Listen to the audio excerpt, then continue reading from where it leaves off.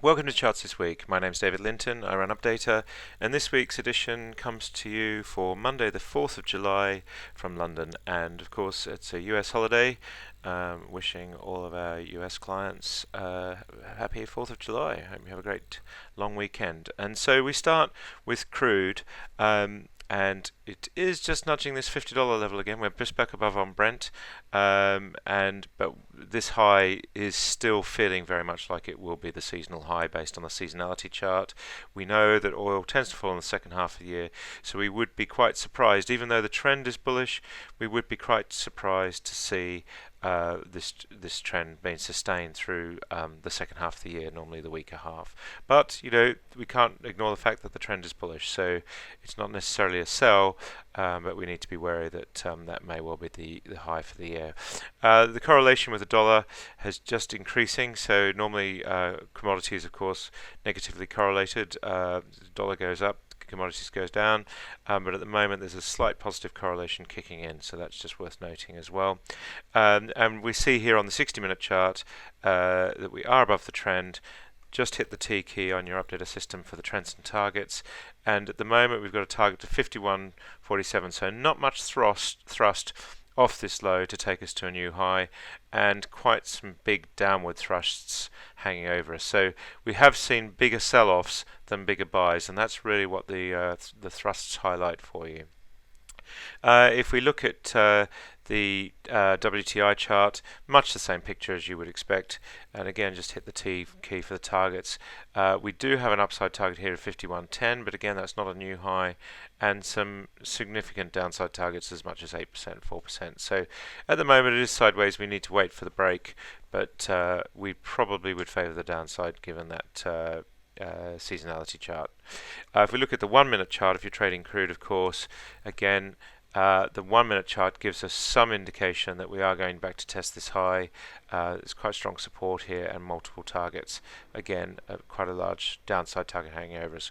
Watch for a break of this trend if you're trading crude. If you look at US NatGas has been really performing very strongly in recent weeks. Nudging $3 on Thursday. This is the weekly chart, so this is the daily chart from all this data coming from Thomson Reuters Icon.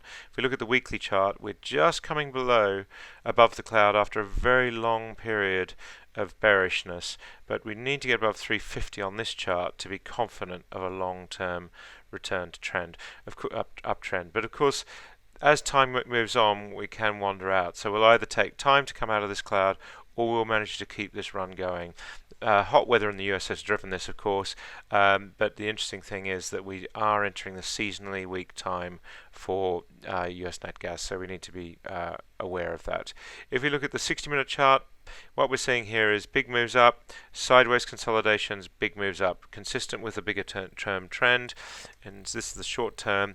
We do have a downside target back 8% to 269 if we move below this sort of 287 level in the hour, but here we are still have upside targets. 294 was given back at 263. No one really believed that, but that's what happened.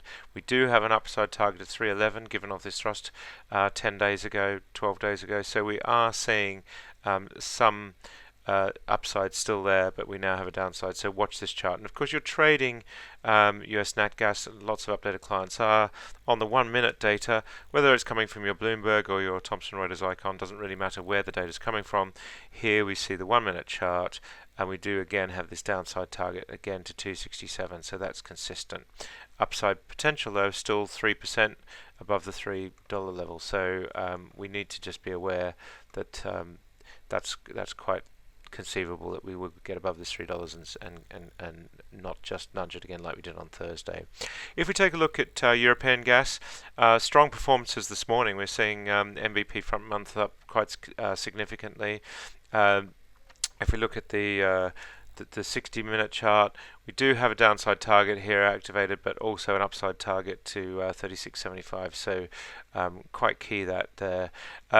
If we look at the 1 minute chart, we see here again. This is off your Trayport or your Thomson Reuters Icon data. We're seeing upside targets and downside targets, so that's quite interesting as well.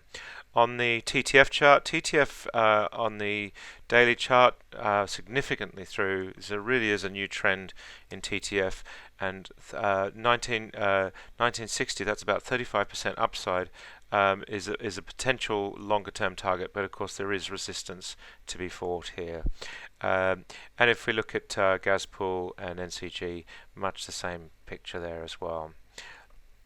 If we look at German power, as is European power markets, all OTC on the Updata energy feed real time, or of course on the Trayport feed. Here we see on OTC charts, we're just nudging on the weekly chart. Not many traders look at the weekly data, but this is from the Updata energy feed, weekly data going back many years. We've been in a long-term downtrend since 2011, and we are now just starting to make signs of the biggest recovery that we've seen. Not bullish yet, but this chart is making a go for it. And if we look at the 60-minute chart, German power again up strongly today. So that is really, really interesting. And if we look at the 1-minute charts, we see here that we have got upside targets again, so quite powerful there too. On French baseload, hitting new highs this morning, and Italian power also just crossing the cloud, and very strong moves on UK power. So we are seeing quite good performance there. If we look at currencies, of course, the big story is the dollar. Here we see the cloud chart for the dollar on the daily. Dollar had a very strong run in 2014. For a year and a bit now, we've been going in a big sideways range. We are just crossing back above this, so dollar is turning bullish again. And of course, the really big story, hit the T keys on your Updata system. If we go to new lows on the dollar, then we've got downside of around 17%. If we break this 101 level on the dollar index, we've got upside potential as high as 40%, so really very significant. If we look at the 60-minute chart, of course, this will give us a shorter term view. We're just wandering back through, having had that jump last on Brexit where dollar strength came in. If we look at the chart here, though, we have had this target activated, 103, which would take us to that new high. These downside targets were given and met. These were actually given last year on 60-minute data, given and met, but now we have upside targets. So around 3% upside, 2 targets to 98.70. That's what we call a cluster. So that's very powerful. So dollar is looking pretty bullish. Look at the euro dollar daily chart. We have fallen below on euro dollar. So we are back below the cloud. First time in several months that's happened. So it puts us in a bearish frame of mind. Downside target, we've got 20% down, 12 and 20% downside on the euro versus the dollar. So dollar strength really is looking like the key here. We are seeing here that we just are coming off the lows in the short term, and we're just back into a slightly bullish phase here. So whilst we do have some pretty big downside targets at the moment, it looks like euro dollar is just playing for these upside 112, 113 sort of area. We're at 111.23 as we speak. Of course, if you're watching the currency very short term, the 1-minute chart, again this data coming from Thomson Reuters Icon, you can always change the box size down here, and we can see here that there's a little bit of upside, but nothing very significant. So it's the dollar strength is the theme, though. If we look at sterling, sterling is still looking pretty worrying. This is on the daily chart where we've had this big move in Brexit and the actions since, and no real signs of a recovery building. A lot of uncertainty persisting in the market. The 60-minute chart, really insightful. We moved below the cloud very dramatically, and then we've stayed below the cloud. So we've been bearish really ever since, and we do have quite worrying downside targets. This is sterling to the dollar. We have downside targets as low as 1, which is parity, 101, but 131 is the target that we're looking at the moment. And of course, if we go back to the daily chart, we put out a note in February explaining to clients that there were downside targets into the 120s. 125 was given right back in 2008. That's the target that we've been pointing to. And there's an even further one down as 108. But at the moment, this is a very bearish chart. Sterling making new multi-decade lows, so it's a pretty worrying looking chart. If we look at the euro versus the krona, euro buying less krona, so krona strength. The Swiss much the same, Swiss strength, and sterling Swiss we're seeing again here new lows. So we're seeing multiple new lows on different currencies, Aussie dollar and sterling. So sterling is looking pretty weak at the moment. Last we take a look at stock markets. Of course, the US market closed today, but interestingly, we did close above that 2100 level again just on Friday, and a very strong showing week there. We saw here several days last week where we're back above the cloud on the daily and on the weekly and on the 60 minutes. So the US market looking more bullish after last week's moves. Interestingly, we've got downside target and an upside target, so we can still go either way. We really do need to hold this 2100 level. We've struggled all year so far to really stay above that, but there is quite strong support in place. Again, we've got upside targets and downside targets, so the picture is mixed, but the trend is up. We can't deny that.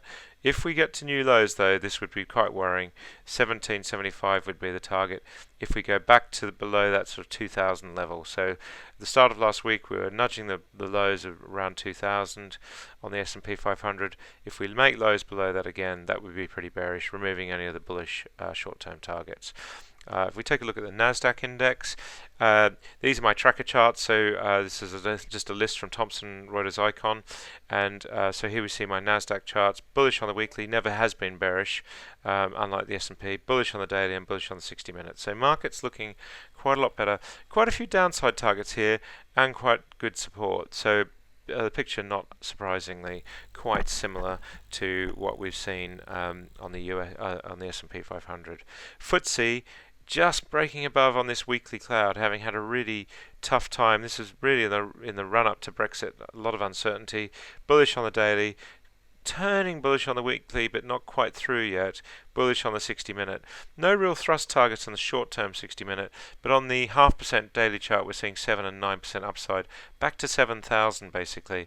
And if FTSE can really run 25% upside on this very long-term chart. So it's looking a lot better than it was, making new highs post the Brexit vote.